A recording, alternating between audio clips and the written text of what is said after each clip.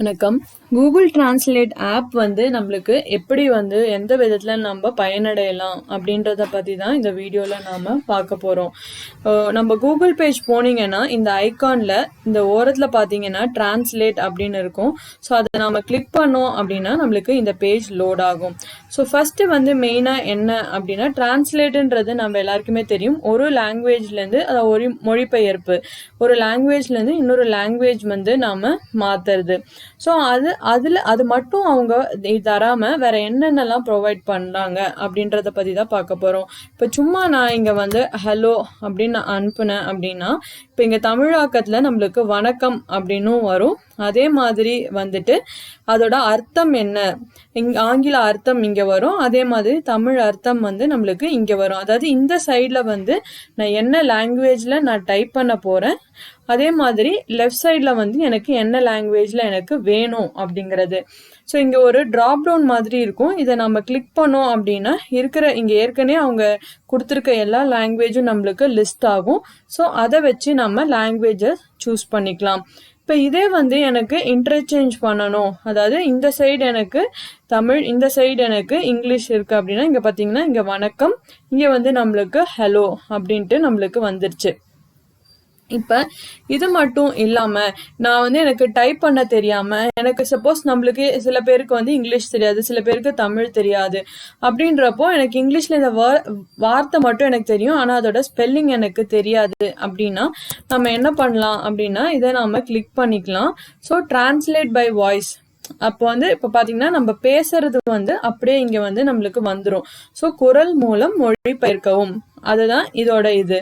அப்புறம் இங்கே வந்து ஸ்பீக்கர் ஆப்ஷன் ஒன்று வச்சுருக்காங்க. அது வந்து நம்ம கேட்கறதுக்கு, நம்ம இப்போ இங்கே வந்து என்ன டைப் பண்ணியிருக்கோமோ அதை வந்து கேட்கறதுக்கு.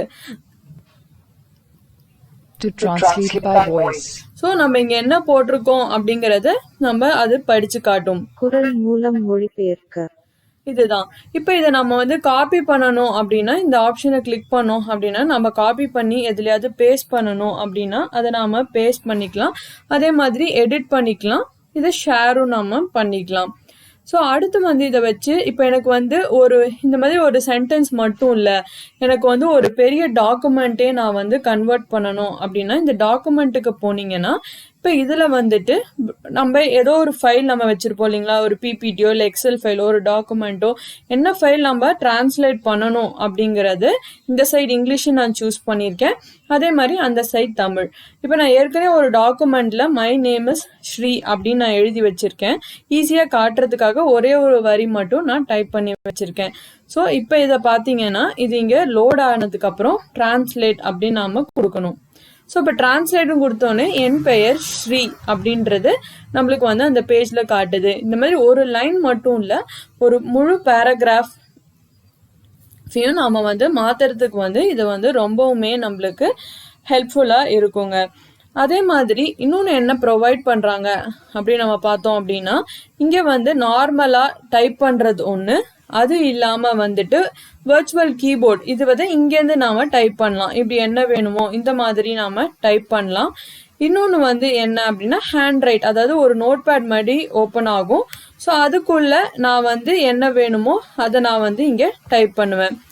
ஸோ டைப் பண்ணிவிட்டு இந்த பட்டன் அமுத்தணும் அப்படின்னா நம்மளுக்கு தானாக இங்கே வந்து அது வந்துடும். அதே மாதிரி தான் இப்போ நீங்கள் தமிழில் போட்டிங்கனாலும் இந்த சைடு நம்மளுக்கு வந்து அது தமிழில் வரும். அதாவது தமிழில் என்னென்ன ஆப்ஷன்ஸ் அவங்க கொடுத்துருக்காங்களோ அந்த மாதிரி ஆப்ஷன்ஸ் எல்லாமே இங்கே வந்து நம்மளுக்கு கிடைக்கும்.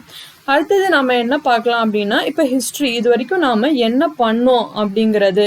இப்போ இதெல்லாம் to translate by voice, hello, இதெல்லாம் நம்ம பண்ணது.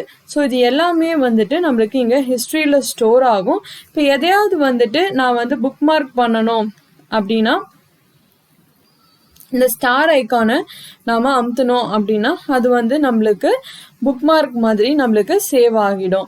அது வந்து நம்மளோட சேவ்ட் லிஸ்ட்டில் நம்மளுக்கு போய் ஸ்டோர் ஆகும். ஸோ இது வந்து நிறைய பேருக்கு, அதாவது தமிழ் கற்றுக்கணும்னு நினைக்கிறவங்களுக்கு, இல்லைனா ஆங்கிலம் கற்றுக்கணும்னு நினைக்கிறவங்களுக்கு, இல்லை ஹிந்தி, இந்த மாதிரி எந்த மொழியாக ஆகட்டும் நம்ம கற்றுக்கணும்னு நினைக்கும் போது நம்மளுக்கு கூகுளே இன்பில்ட்டாக இதை வந்து கொடுத்துருக்காங்க. இது நான் இப்போ காட்டுறது வந்து பார்த்தீங்க அப்படின்னா டெஸ்க்டாப் அப்ளிகேஷன். இதே வந்து நம்ம ஃபோன்லேயும் பார்த்தோன்னா இதே மாதிரி தான் நம்மளுக்கு இருக்கும். ஃபோனில் வந்துட்டு இந்த டாக்குமெண்ட் வரலாம் கேமரா ஆப்ஷன் ப்ரொவைட் பண்ணியிருப்பாங்க. அந்த கேமராவில் நீங்கள் வந்து அந்த ஃபைல் அப்படியே செலக்ட் பண்ணிவிட்டு அதை ஸ்கேன் பண்ணி அது நம்மளுக்கு வந்துட்டு டிரான்ஸ்லேட் பண்ணி காட்டுங்க. இது வந்து நிறைய பேருக்கு வந்து இது தெரிஞ்சிருக்காது. இனிமேட்டு இந்த வீடியோ பார்க்குற நீங்களுமே உங்கள் ஃப்ரெண்ட்ஸோட இதை பகிர்ந்துக்கங்க. வேற ஊர்லேருந்து வரவங்க அந்த மாதிரி இருக்கவங்களுக்குலாம் இது வந்து கண்டிப்பாக ரொம்பவுமே வந்து யூஸ் ஆகும். இந்த வீடியோ பார்த்ததற்கு நன்றி. இந்த வீடியோ உங்களுக்கு பிடிச்சிருந்ததுன்னா நம்ம சேனலுக்கு சப்ஸ்கிரைப் பண்ணுங்க.